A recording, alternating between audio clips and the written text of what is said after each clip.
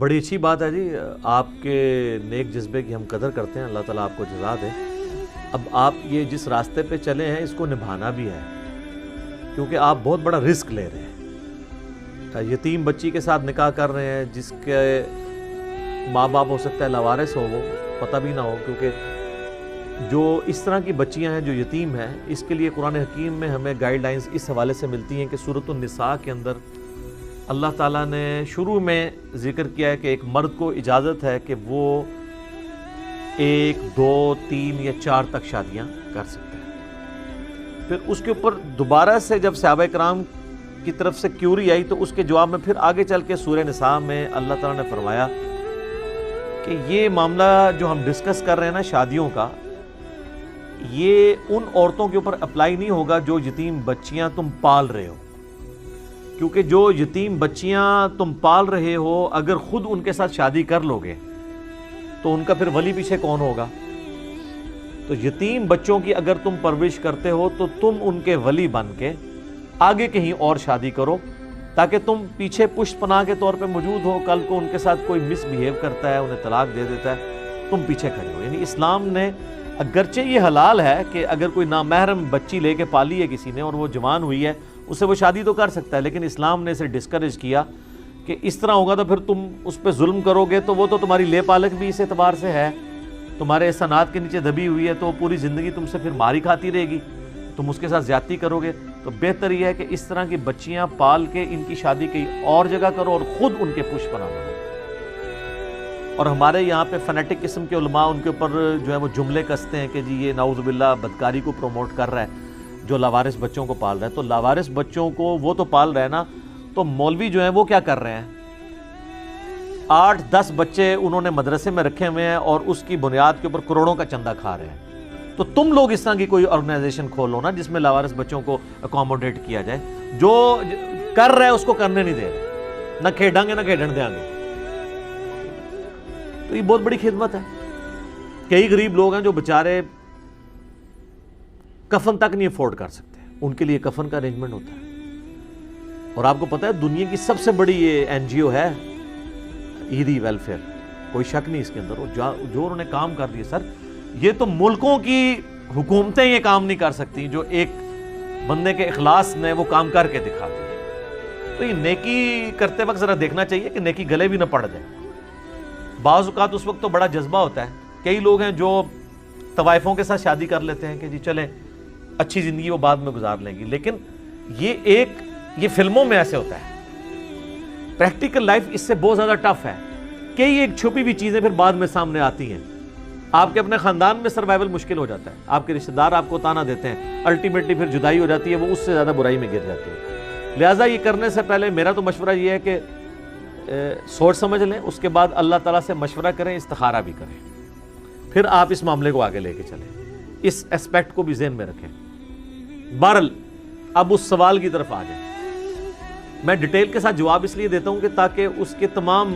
جتنے اینگلز ہیں وہ کور ہو جائیں۔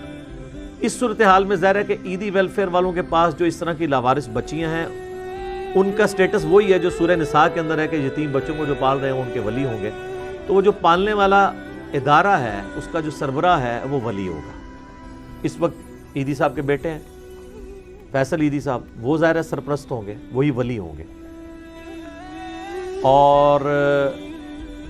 اگر یہاں پہ اسلامی حکومت قائم ہو تو عمران خان صاحب ولی ہیں، کیونکہ حکمران وقت ولی ہوگا۔ یہ بھی ابو داؤد ترمذی ابن ماجہ میں موجود ہے کہ جس کا کوئی ولی نہیں ہے اس کا ولی پھر وقت کا حاکم ہوگا، تو وہ یعنی اس کا پشت پناہ ہوگا۔ یہ تو پھر ویلفیئر سٹیٹ ہو نا کہ وہ حکومت پیچھے کھڑی ہوئی ہو کہ اس کے ساتھ اگر زیادتی ہوئی ہے تو حکومت پھر اس کے پیچھے کھڑی ہوگی۔ بل اس کیس میں تو چونکہ وہ اس وقت تو ولی کہلوانے کے سب سے زیادہ حقدار وہی ہیں، فیصل ایدی صاحب، اگر ایدی آرگنائزیشن سے یا اسی طریقے سے اور لوگوں سے کریں۔ اور یہ بھی یاد رکھیے گا بخاری و مسلم دونوں میں حدیث ہے، نبی صلی اللہ علیہ وآلہ وسلم نے فرمایا کہ جو بیوہ عورت ہے وہ اپنے ولی سے زیادہ حقدار ہے اپنے بارے میں ڈیسیژن کرنے کے لیے، اور کماری لڑکی کی شادی اس کی مرضی کے بغیر نہ کرو، اور اس کی مرضی اس کی خاموشی ہے، یعنی اس سے پوچھا جائے کہ میں فلاں جگہ تیرا رشتہ کر رہا ہوں، چاہے اس کا اپنا باپ ہے یا کوئی سرپرست ہے، چاہے کوئی ویلفیئر آرگنائزیشن ہے، وہ خاموشی اختیار کر لیتی ہے، دیٹس آل۔ لیکن اگر اس کی مرضی نہیں ہے تو سر وہ بھی ایک حدیث ہے جامع ترمذی میں، ابو داؤد میں، کہ ایک صحابی نے اپنی بیٹی کا رشتہ کر دیا، نابالغ بچی کا، اور نبی الاسلام کو جب خبر ملی کہ وہ بچی اس میں رضامند نہیں ہے تو نبی الاسلام نے کہا کہ وہ بچی اپنا نکاح خود توڑ سکتی ہے، نابالغ بھی توڑ سکتی ہے۔ یعنی اس عرب کے کلچر میں نابالغ بچی کا رشتہ ہو جاتا تھا نا، رخصتی بالغ ہونے کے بعد ہی ہوتی تھی۔ اگر نابالغ بچی اپنے باپ کا کیا ہوا رشتہ توڑ سکتی ہے جو اس کا ولی ہے، تو بالغ تو بدرجہ اولا کر سکتا ہے، وہ تو اس سے اوپر والا معاملہ ہے۔ یہ بھی یاد رکھیے گا، جامع ترمذی میں، سنن ابن ماجہ میں، ابو داؤد میں حدیث ہے کہ نبی علیہ السلام نے فرمایا کہ ولی کی اجازت کے بغیر نکاح نہیں ہوتا۔ دوسری حدیث ہے ترمذی اور ابن ماجہ میں کہ وہ نکاح باطل ہے، باطل ہے، باطل ہے جس میں ولی کی اجازت شامل نہ ہو۔ اور صحیح بخاری میں حدیث ہے، نبی علیہ السلام فرمایا کہ جو بیوہ عورت ہے وہ اپنے ولی سے زیادہ حقدار ہے اپنے نکاح کی، کیونکہ ظاہر اس نے معاشرے کا ایکسپوئر دیکھ لیا، وہ میچور ہو گئی ہے۔ کنواری لڑکیاں میچور تو نہیں ہوتی۔ ہمارے معاشرے میں یہ جو کورٹ میرج کا سلسلہ ہے یہ بالکل غلط ہے، بھگا کے لے جاتے ہیں، پھر کورٹ میں جا کے شادی کرتے ہیں، پھر جناب قتل و غارت کا ایک سلسلہ شروع ہو جاتا ہے۔ کیا سے کیا ہو رہا ہے آپ کے معاشرے میں، آپ دیکھتے نہیں، پھر غیرت کے نام پہ قتل شروع ہو جاتے ہیں۔ کورٹ میرج تو اسلام میں اس طریقے سے نہیں ہے۔ ہاں بیوہ عورت ہے اور وہ اپنی مرضی سے شادی کرنا چاہتی ہے تو ٹھیک ہے، وہ کر سکتی کورٹ میرج۔ کنواری لڑکی تو نہیں کر سکتی بغیر باپ کی سرپرستی کے، اور باپ اگر اس طرح کا اس نے نکاح کیا تو نکاح ہونا ہی نہیں، وہ توڑوا دے۔ اس میں بعض لوگ پوچھتے ہیں کہ جی ہم نے نادانگی کی عمر میں اس وقت نکاح کر لیا تھا، ہمیں پتہ نہیں تھا، اب ہم کیا کریں؟ تو بھئی اب پتہ چلا تو آپ تجدید نکاح کر لو، اس کے لیے بہت زیادہ لوگ بلوانے کی ضرورت نہیں ہے، ایجاب و قبول ہی کرنا ہے نا، دو گواہوں کی موجودگی میں خود بخود پڑھ لو یا کسی سے پڑھوا کے، تو کاغذی کارروائی بھی کرنے کی ضرورت نہیں، تجدید نکاح کر لیں، ایٹ لیسٹ اس کو اپنے نکاح کو سیو کر لیں۔ لیکن ولی کی اجازت کے بغیر نکاح والا معاملہ اسلام میں درست نہیں ہے۔ اس کے پیچھے حکمت یہ ہے کہ اس طرح ہونے لگ پڑے گا تو بچیاں تو بیچاری امیچور ہوتی ہیں، یہ لڑکے بھگا کے بچیاں لیتے جائیں گے لوگوں کی، تو اسلام نے ان کو پروٹیکشن دی ہے۔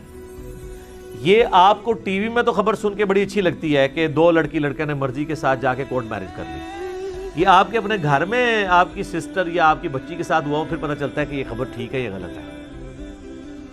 اور الٹا لوگ وہ پریس کانفرنسز کر رہے ہوتے ہیں، لوگ ان پہ ترس کھا رہے ہوتے ہیں، دیکھیں نہیں مرضی کی شادی نہیں کرنے دے رہے۔ جس باپ نے اتنی محنت سے پالا ہے اس کی عزت خاک میں ملا کے وہ بھاگ گئی ہے۔ باقی یہ معاملہ اس میں جو یہ پلی لیتے ہیں نا کہ نہیں وہ ایک کچھ 60 سال کے بابے کے ساتھ رشتہ کرنے لگا تھا اس کا باپ، اس لیے وہ بھاگ گئی ہے،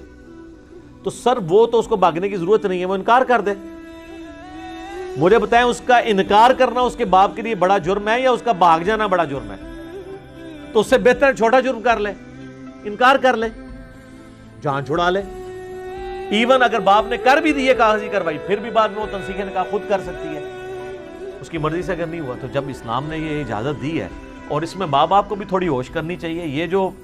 مطلب غنڈہ گردی کرتے ہیں اولاد کے ساتھ، یہ بھی غلط ہے۔ زبردستی کا رشتہ نہیں کرنا چاہیے، نہ بچوں کا نہ بچیوں کا، ان کی مرضی کے ساتھ کریں۔ آپ زبردستی کریں گے تو نبھے گی تو کوئی نہیں، الٹا دو خاندان برباد ہو جائیں گے۔ یہاں پہ کیا ہوتی ہے، ماں کہتی ہے جی میں نے جو ہے جی اپنی وہ بھانجی لے کے آنی ہے گھر، بھتیجی لے کے آنی ہے، وہ بھانجی بھتیجی لاتے ہیں، بچے کی مرضی نہیں ہوتی ہے، اس کے بعد بھانجی بھتیجی تو جاتی ہے، بھائی اور بہن بھی فارغ ہو جاتے ہیں پوری زندگی کے لیے، ان کا آنا جانا بھی بند، لو سام لو۔ تو اس سے تو بہتر تھا کہ بھائی بہن تو باقی تھے نا، وقتی طور پہ انہوں نے رشتہ نہ کرنے پہ ناراض ہی ہونا تھا نا۔ لیکن ظاہر ہے کہ جس کی اولاد کو آپ نے اس طریقے سے ذلیل کر کے طلاق دی ہوئی ہے، وہ بہن بھائی تو آپ کو پوری زندگی شکل بھی نہیں دیکھے گا، بلکہ وہ تو جنازوں پہ بھی نہیں آتے ہیں۔ تو اتنی ایکسٹریم پہ جانے سے بہتر یہ ہے، میں نے ایسے ماں باپ کو عقل مند پایا ہے کہ جو اولاد کی مرضی کے مطابق معاملات کو لے کے چلتے ہیں، الا یہ کہ بہت بڑا ایشو کوئی نہ ہو، چھوٹے موٹے ایشو ہیں، کہیں ایج کا تھوڑا بہت مسئلہ ہے، بچے کی مرضی کر دو یار، کہیں تعلیم کا مسئلہ ہے، سٹیٹس کا مسئلہ ہے، ہاں کریکٹر کی خرابی ہے پھر نہ کریں، جتنی مرضی بچہ ضد کرے، لیکن اس طرح کا کوئی نہیں ہے، صرف آپ اپنی ضد نبھانا چاہتے ہیں کہ جی میں نے اپنے بھائی کو بچپن میں کہیں دے دیا تھا۔ یہ اتنے خطرناک کھیل کھیلتے ہیں،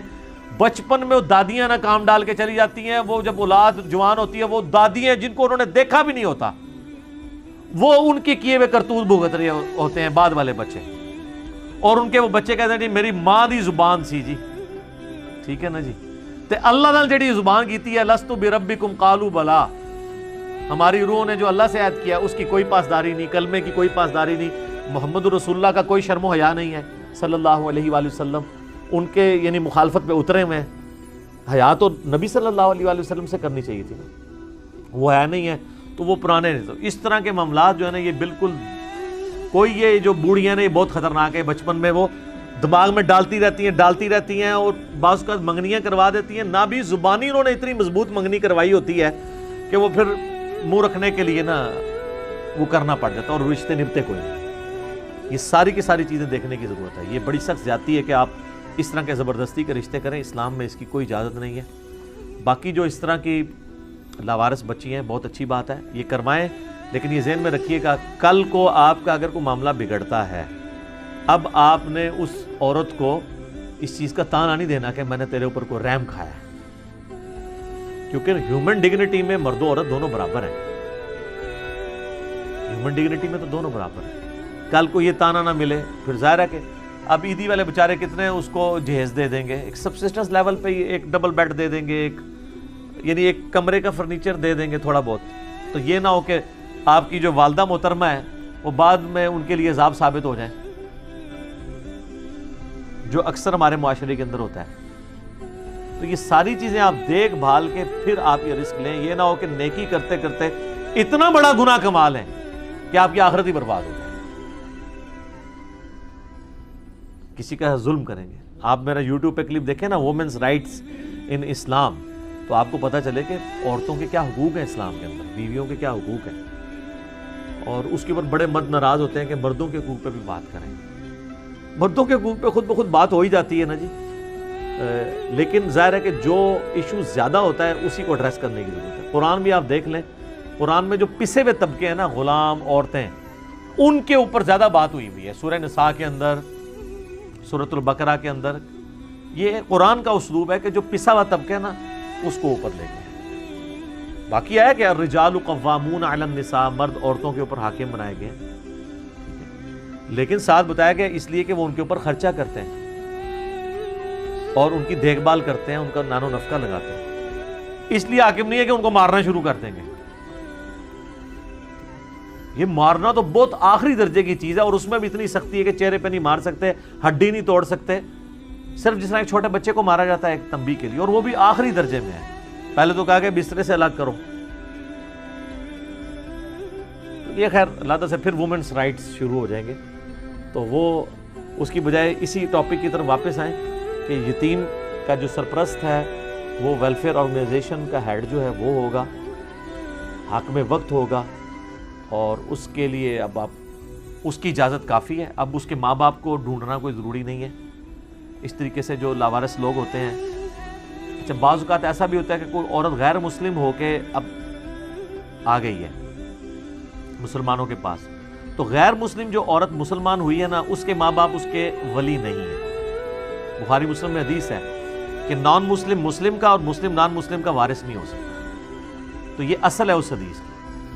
تو اس طرح اگر کوئی گھوری مسلمان ہوئی ہے، کوئی چائنا کی رہنے والی عورت مسلمان ہوئی ہے، تو اب اس کو اپنے ماں باپ سے اجازت لینے کی ضرورت نہیں ہے، وہ اپنی شادی، لیکن اس کی سرپرستی بھی ہونی چاہیے۔ یہاں پہ کئی پاکستانی ہیں وہ چائنیز کے ساتھ وہ فیس بک کے اوپر دوستی کرتے ہیں، یہاں بلوا لیتے ہیں، پھر ان کو ذلیل کرتے ہیں، ہمیں وہ واقعات بھی رپورٹ ہو رہے ہیں۔ تو اب حکومتوں کو بھی دیکھنے کی ضرورت ہے کہ جس طرح ہماری بچیاں وہاں جا کے ذلیل ہوتی ہیں نا باہر کے ملکوں میں، ان کی بچیاں بھی ادھر آ کے ذلیل ہو رہی ہیں، اور ریلیجن کے نام کے اوپر یہ سب کچھ ہو رہا ہوتا ہے۔ تو حکومتوں کو دیکھنے کی ضرورت ہے ان سارے معاملات کے اندر کہ یتیم بچیوں کی وہ پشت پناہی کریں، وہ ان کی طرف سے ولی بنیں۔ ولی کی اجازت کے بغیر نہیں ہوگا، لیکن اس کیس میں ولی وہ آرگنائزیشن اور اس کا سرپرست ہوگا یا حکومت وقت ہوگی۔ باقی جو کماری بچیاں ہیں ان کے ظاہر ہے ولی ان کے اپنے باپ ہوں گے، اور باپ مر جائے تو ماں نہیں ولی بنے گی۔ یہ بھی حدیث ہے ابو داؤد ترمذی میں کہ کوئی عورت اپنی شادی خود نہیں کر سکتی، نہ کوئی عورت کسی کی کروا سکتی ولی بن کے۔ ماں نہیں ولی ہو سکتی کبھی بھی، مرد نے ہمیشہ ولی ہونا ہے۔ باپ مر گیا تو بڑا بھائی، نہیں ہے تو چچا، ماموں جو بھی قریبی ایک میل رشتہ ہے، اس کی وجہ ہے کہ عورتوں کو ایکسپوئر نہیں ہوتا معاشرے کے اندر. مرد جو تحقیق کر سکتا ہے وہ عورت تحقیق کر سکتی ہے. عورتیں تو میں نے دیکھا انتہائی بے وقوف ہوتی ہیں، ان کو بالکل معاشرے کا نہیں پتا ہوتا، اور یہ اس لیے کہ وہ بیسیکلی شریف النفس ہوتی ہیں، ان کی سوچ پازیٹیو ہوتی ہے. اب آپ نے کوئی ڈھونڈ کے کوئی ایک پھپے کٹری نہیں لیا نہیں، اوورال عورتیں بہت پازیٹیو سوچ کی ہوتی ہیں. ان بیچاریوں کے دماغ میں بھی نہیں ہوتا کہ مرد اس طریقے سے بھی دھوکے دیتے ہیں، وہ مرد ہی سمجھ سکتا ہے. تو اس لیے مرد کو ہی سرپرستی کرنی چاہیے، وہی ولی ہوگا. عورت